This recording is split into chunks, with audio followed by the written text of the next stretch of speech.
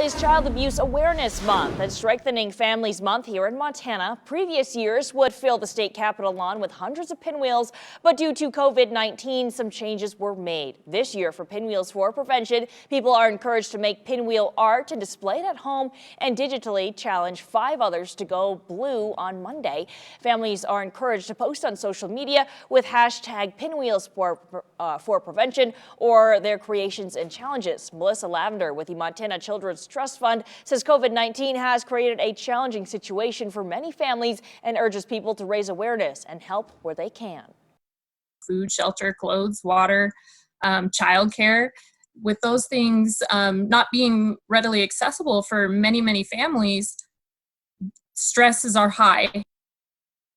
The Montana Children's Trust Fund received a $10,000 Blue Cross Blue Shield sponsorship for the virtual campaign to help raise awareness. Last year, the fund provided direct preventative services to over 5,000 individuals across the state.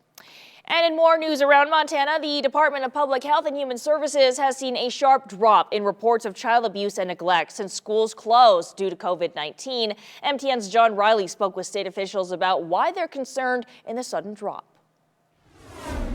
Since the governor directed the closure of public schools on March 15th, state officials have seen a drastic drop in calls to the Child Abuse Hotline, which has raised red flags for DPHHS.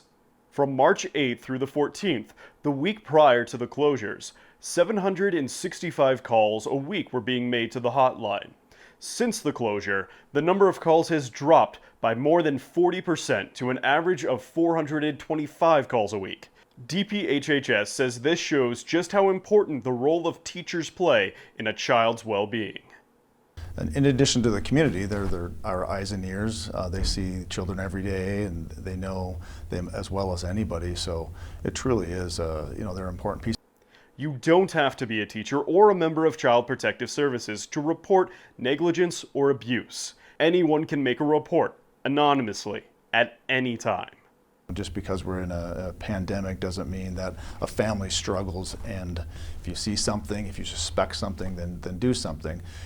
DPHHS recognizes that these are unprecedented times, sufficient with financial insecurities and stresses. No two situations are exactly alike, and there is no shame for a family who is struggling to ask for help.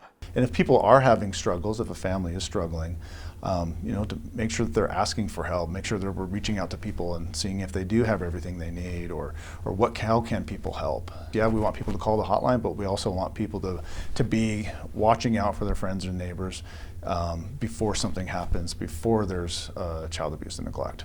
Reporting in Helena, John Riley, MTN News.